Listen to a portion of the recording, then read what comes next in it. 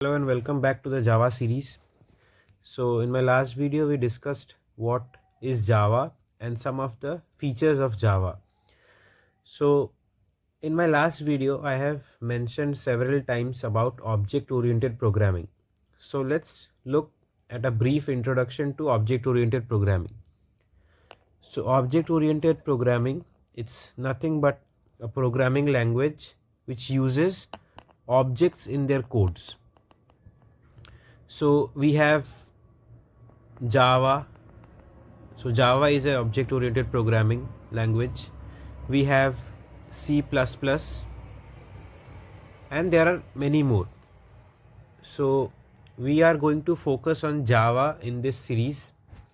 So now let's look at some of the features of object oriented programming, and while looking at those features you will be able to understand why Java is an object oriented programming. So you will find similarities between the features of Java and the features of object oriented programming. So the first feature which we have in object oriented programming is it works on classes. So classes are user defined data types which contains data members and member functions. So while we'll dive in detail with Java, we'll get to know what classes are and how they are used in Java programming language. So next up, the next feature which we have is objects. So this is the basic feature which defines an object oriented programming language. So object is nothing but an instance of a class.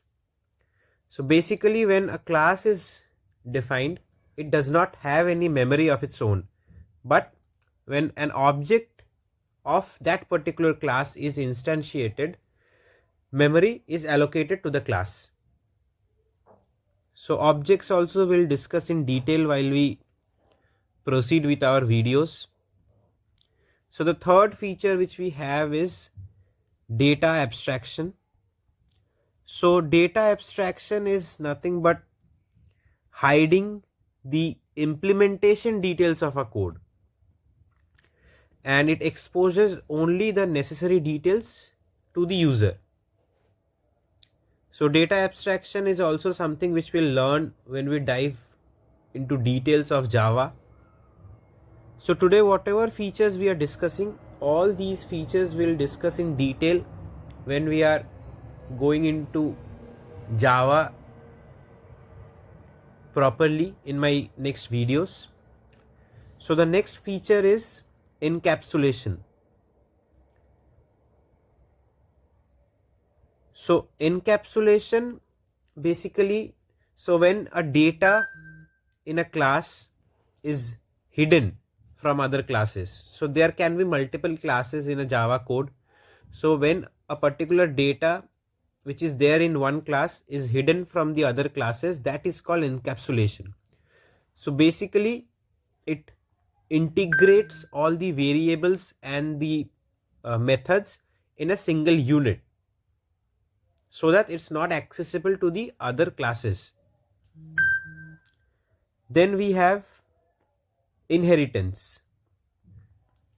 Inheritance is also an important feature of object oriented programming language.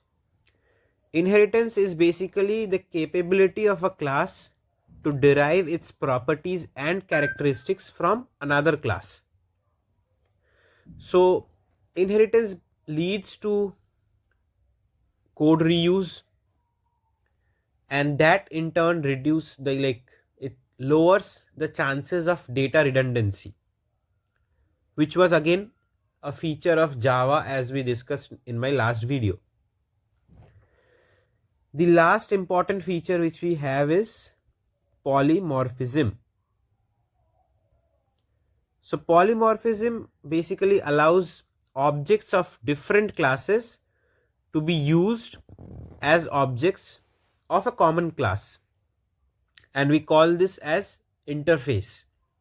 So interface also we'll discuss in detail in my next videos. So these are the properties of an object-oriented programming language. So that's all for this video. See you in my next video. Thank you.